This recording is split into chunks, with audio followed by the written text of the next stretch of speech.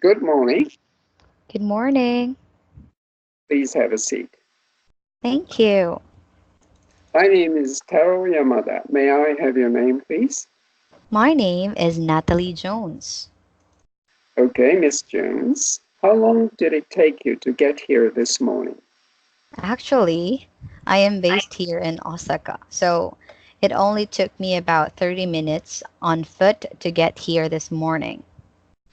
It's a nice day for a walk. All right. Would you tell me a little bit about yourself? Okay, I'm an editor at a publishing company here in Osaka, but I was born and brought up in Kyoto. Which do you like better, Kyoto or Osaka? I like both, but I prefer Kyoto because Osaka is too crowded and too built up. Because Kyoto is so close, I often head back there on the weekends to see my family and get away from the stresses of work. Okay, thank you very much. Let's begin the test. Here is your topic card. Okay. You have 1 minute to choose one topic from the 5 choices and prepare your speech. Okay.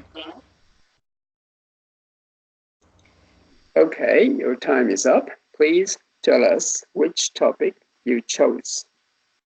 I chose the third topic. Is tradition always worth preserving? Okay, you have 2 minutes to give your speech. Please begin. In my opinion, I don't think you can say whether tradition is always worth preserving.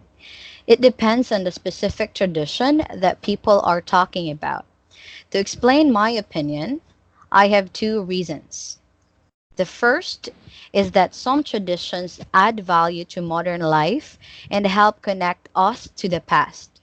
However, my second reason explains that some traditions are a part of the past and should be left that way. Using examples from Japan, one important tradition worth preserving is marking the passing of seasons.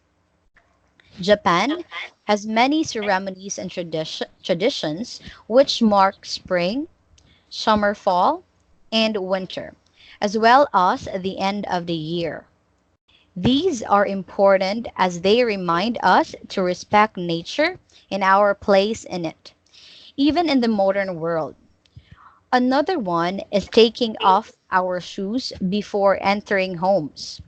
We are symbolically leaving the outside world behind, and it helps to keep home clean. In that way, it improves our daily lives and connects us with the past customs at the same time. Some people may say that tradition is always worth preserving.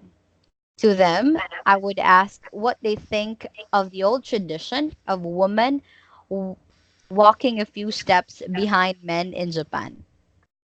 In the interest of equality, this is not a tradition that I think we need to preserve.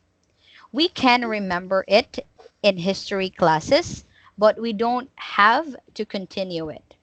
To sum up, it is impossible to say that tradition is always worth preserving. Many traditions should be continued, but only if they add value to modern life. Thank you. We are now going to ask you some questions about your speech. You mentioned the tradition of taking off shoes in Japan. Can you explain a bit more about how this brings value to modern life? Well, I think that's a I th- okay. Well, I think that the tradition of taking off our shoes when we enter other people's homes or sacred places in is an important part of respect. We're respecting other people or places by trying to make sure we do not bring in dirt from outside. On a personal and practical level, when we take off our shoes before entering our own homes, our cleaning duties are lighter. If I kept my shoes on at home, and I have to clean a lot more often than I do now. In addition to your example of women walking behind men, do you have any other ideas about traditions that you think are not worth preserving? Certainly. The Japanese tradition of sending New Year's cards is one that is becoming less popular, particularly among young people. Japanese people send many cards to friends, acquaintances, and business connections. Some of my friends, however, prefer to send email from their computers or messages from their cell phones. These options are quicker, cheaper, and more environmentally friendly. In this case, I think people should be allowed to choose whether they want to send cards or not. And society should stop pursuing people to preserve these traditions. And do you feel the same way about summer and New Year's gifts? Yes, those traditions can place a big financial burden on people and create an uncomfortable relationship of obligation. In addition, sometimes people end up with things they do not want or use. This tradition causes a lot of wasteful and unnecessary spending in society. I think that people should find other ways to build and maintain relationships. You've talked quite a bit about which traditions to preserve. What do you think is the best way to preserve those traditions? Actually, I think that the home is the best place to preserve and pass on traditions.